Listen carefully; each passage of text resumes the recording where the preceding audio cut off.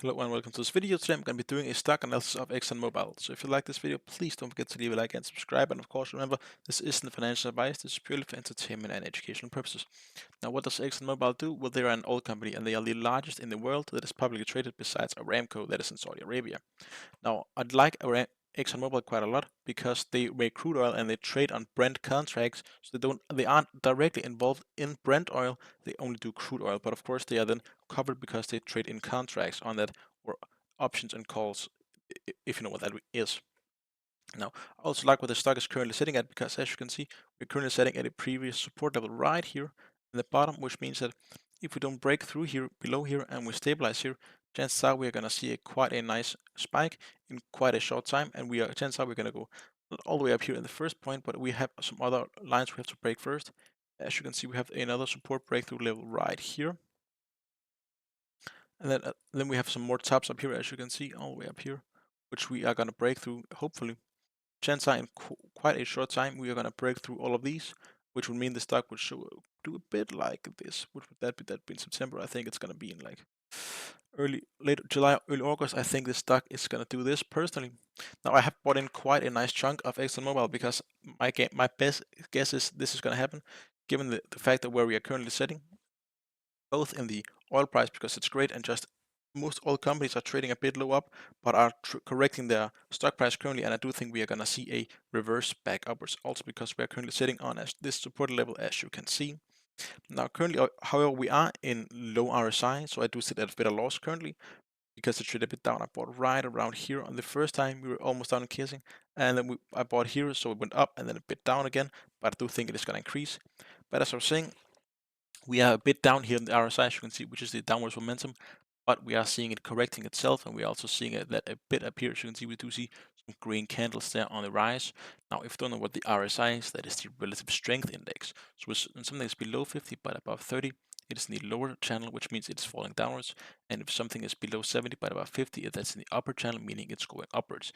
Then we have down here, which means oversold, which is when something falls through the floor, which of course is bad when it does that.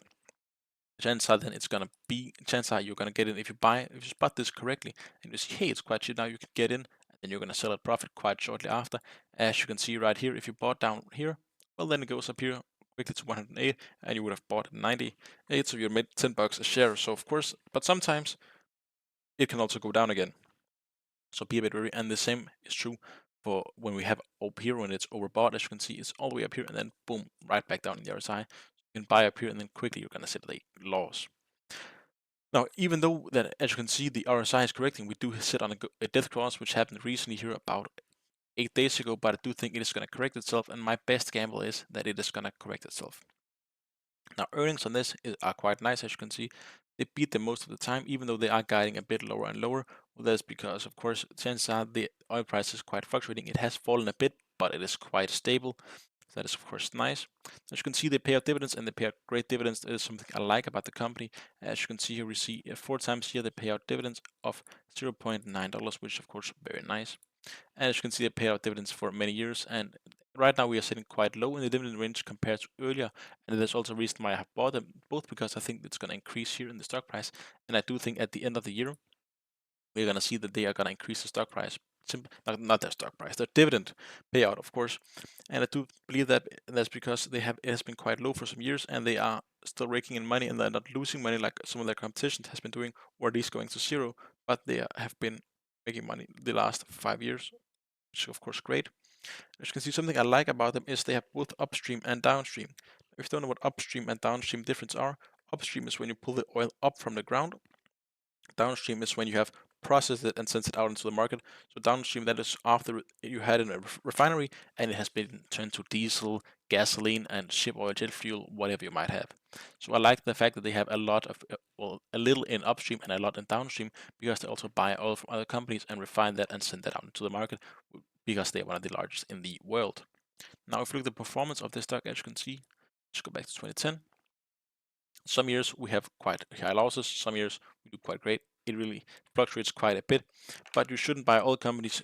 Like, if you imagine the stock price is going to happen like Nvidia, which is going to be up, up, up, up, up, you are going to buy it because you like great fucking dividends.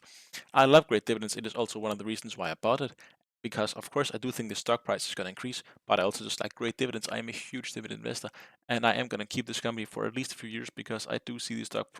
My best guess is the oil price is going to increase. It's a bit of a gamble I have taken, and I have some analysis on that. But I do think the oil price is going to increase, and I do think that as a result of the Exxon Mobil is going to increase with it, and they just pay out great dividends. Now this could fall to $50, and I still wouldn't sell because, well, I would actually just buy more because, as you can see up here, great dividends. So a company like Exxon, you just have it for the dividends, dividends, dividends, dividends. Don't really care about the stock price itself. You would actually care more if it falls because then you can buy up more stocks, and it's going to keep paying out dividends. This is just going to increase dividend yield payment if the actual dividend stock price falls. And you might think, well, how is that? Well, that is because oil companies, they are very old, they have huge cash balances, and they make quite consistent money all the fucking time. So that is why they are, basically every single oil company is a dividend king. Now, if you look at the technicals, this for the day, it's a sell, and for the month, surprise, surprise, it is still a sell, as I said, because as you can see, we have the death cross, and we don't have a great RSI. But I'm coming in a bit early before the technical say it's a buy, and I do think it is going to increase. That is at least my gamble. Now, if you take a look at the analyst rating of this, as you can see, we have 15 strong buy, 5 buy, 10 hold, and 1 strong sell. As you can see, they are quite all over the place. We have one in minus 7.1.